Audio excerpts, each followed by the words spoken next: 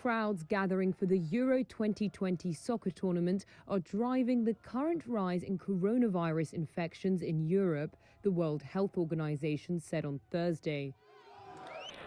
The number of new cases rose by 10% last week. The WHO says that was driven by the mixing of crowds in Euro 2020 host cities, travel, and the easing of social restrictions.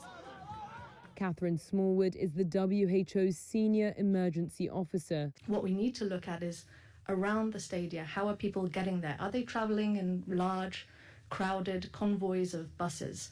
Are they taking individual measures when they're doing that?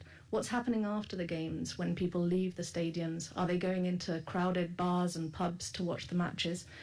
And we've said that should these things, this mixing happen, there will be cases.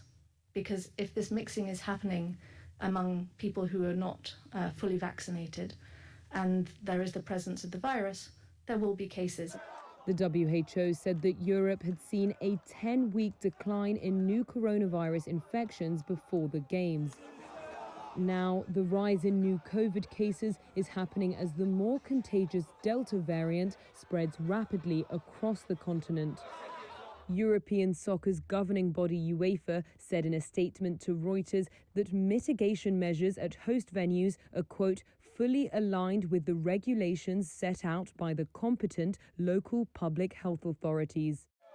Germany's interior minister called UEFA's decision to allow big crowds utterly irresponsible, and Italy has warned fans from England not to try to use loopholes in COVID travel restrictions to sneak into the quarterfinals in Rome on Saturday, even if they have a ticket. The rise in infections has raised concern that a third wave could spread across Europe in the autumn if people don't get vaccinated.